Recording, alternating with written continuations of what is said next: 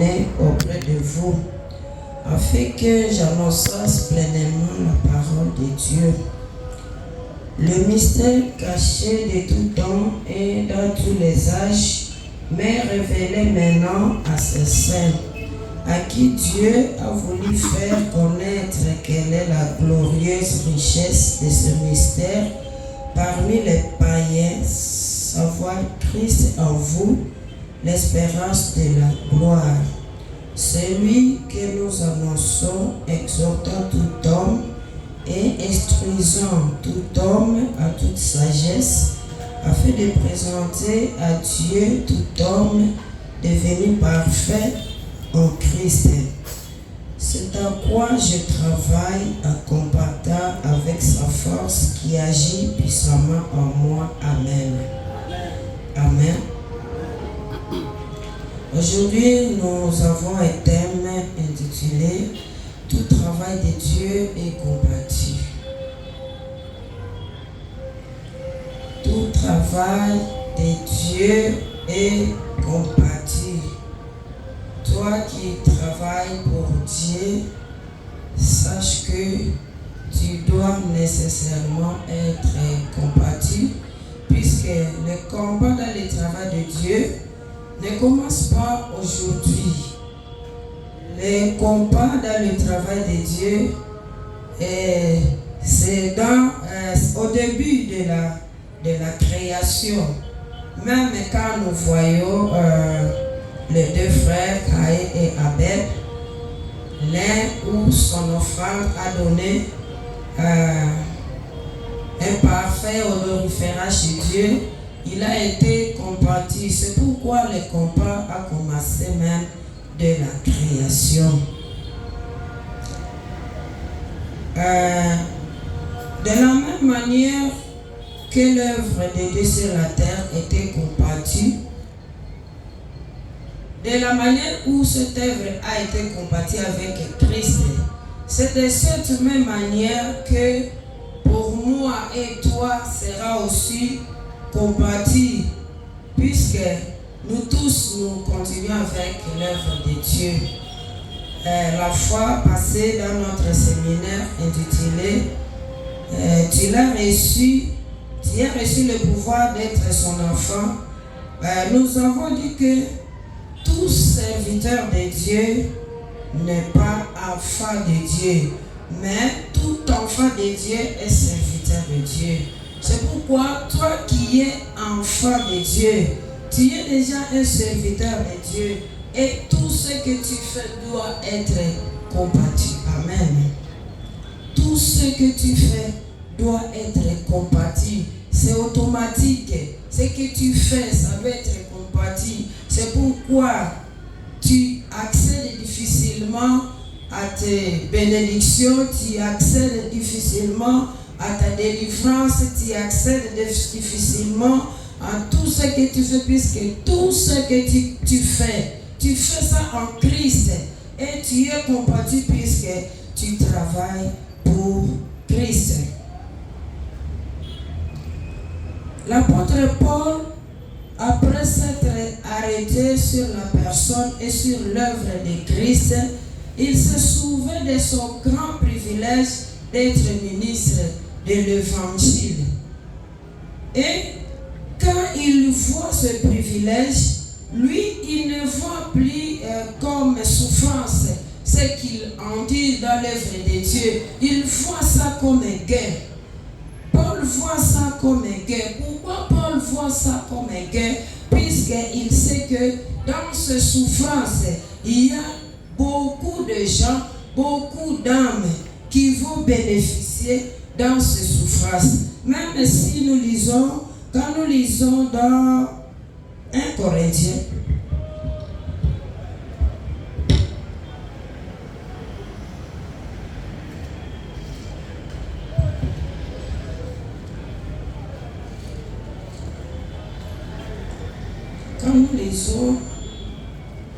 dans 1 Corinthiens, nous allons voir comment Paul, il est en train de glorifier Dieu.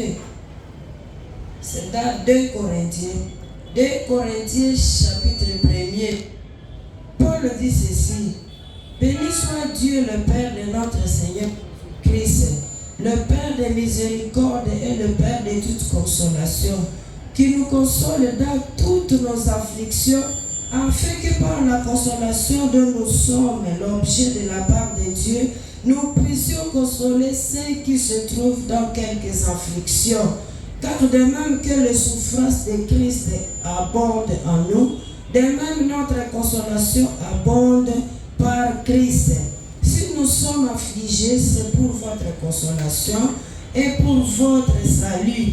Si nous sommes consolés, c'est pour votre consolation qui se réalise par la patience à supporter les mêmes souffrances que nous endurons. Si tu continues, tu verras que Paul, il continue à bénir Dieu dans toutes les souffrances qu'il endure. C'est pourquoi nous disons que Paul, les souffrances dans l'œuvre de Dieu, il ne voit plus ça comme souffrance, il voit ça comme un gain, puisqu'il sait que même si je souffre, il y a beaucoup de gens qui vont bénéficier de ma souffrance. Amen. Paul, il voit ce qui est devant. Il ne voit pas ce qui est aujourd'hui. C'est pourquoi même, quand nous lisons dans Matthieu chapitre 5, quand nous lisons les béatitudes, tu vas voir la Bible. La Bible est en train de dire que heureux. Nous allons lire ça. C'est dans Matthieu. Matthieu chapitre 5. Matthieu chapitre 5, le verset 4. La Bible nous dit, heureux les affligés, car ils seront consolés. Heureux les affligés, car ils seront consolés. C'est pour dire que Dieu même, Jésus aussi, quand il parle aux disciples, il ne voit plus leur souffrance, leur souffrance du moment où il vit. Il ne voit plus leur souffrance, il voit le demain. Il dit, heureux les affligés, car ils seront consolés. Et je veux nous dire que ce ne sont pas tous les affligés qui sont consolés. Ce ne sont pas tous les affligés qui sont consolés. Quand nous lisons dans Psaume,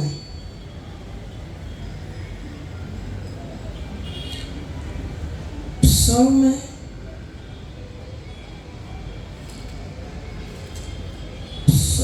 30.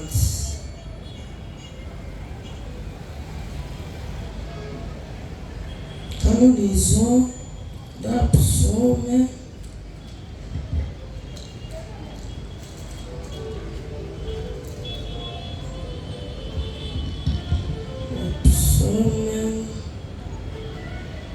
je ne sais pas si je vais me retrouver au verset, mais c'est un verset qui nous dit que, comme nous verrons, que heureux les affligés, car ils seront consolés. C'est un verset qui dit que ce ne sont pas tous les affligés qui seront consolés.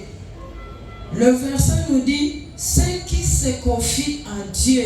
Les affligés qui se confient à Dieu, ce sont ces gens-là qui seront consolés. Tu ne peux pas dire, comme je souffre, automatiquement je serai consolé, sans pour autant mettre ta confiance à Dieu. Il y a une condition. Pour que les affligés soient consolés, il faut qu'ils mettent toute leur confiance à Dieu.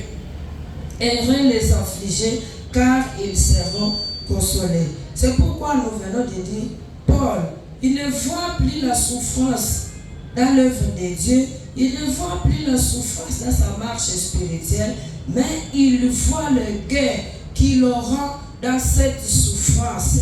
Il voit le gain qui est dans cette souffrance. C'est pourquoi Paul, il leur parle sans peur, sans hésitation, en disant même, mes souffrances pour vous. Paul dit, mes souffrances, je me réjouis maintenant dans mes souffrances pour vous. Et ce qui manque aux souffrances de Christ, je l'achève à ma chair pour son corps qui est l'Église. Il dit, mes souffrances pour vous. Ce n'est pas pour rien que Paul parle de cette façon. Paul ne se vante pas, mais il parle par rapport au sacrifice qu'il fait pour eux dans l'œuvre de Dieu. Paul, parce que les souffrances qu'il a endurées en prêchant l'évangile étaient en un sens au profit de l'Église tout entière. Et c'était ça. Ces souffrances étaient au profit de l'Église. Il peut donc dire, sans peur, sans même se sous-estimer, mes souffrances pour vous, bien qu'il n'ait jamais travaillé parmi les gens de Colosse, mais il savait qu'il est en train de travailler pour eux. Il est en train de travailler pour eux. Paul, il voit ses souffrances comme un moyen d'atteindre son but, un moyen d'atteindre son objectif. Pourquoi? Puisque ce qu'il fait, c'est une continuité. Et il en est fier. C'est une continuité du travail que Christ a commencé. Lorsqu'il dit qu'il se réjouit dans les souffrances, il nous fait voir que même dans la prison, il est en train de travailler pour le Seigneur. Même dans la souffrance, il travaille pour le Seigneur. Si nous lisons Actes des Apôtres 28, le verset 16, il dit, lorsque nous fûmes arrivés à Rome, on permit à Paul de demeurer à son particulier avec un soldat qui les gardait. Donc nous voyons que Paul était dans la prison. Même dans la prison, il travaille pour le Seigneur et il en est fier.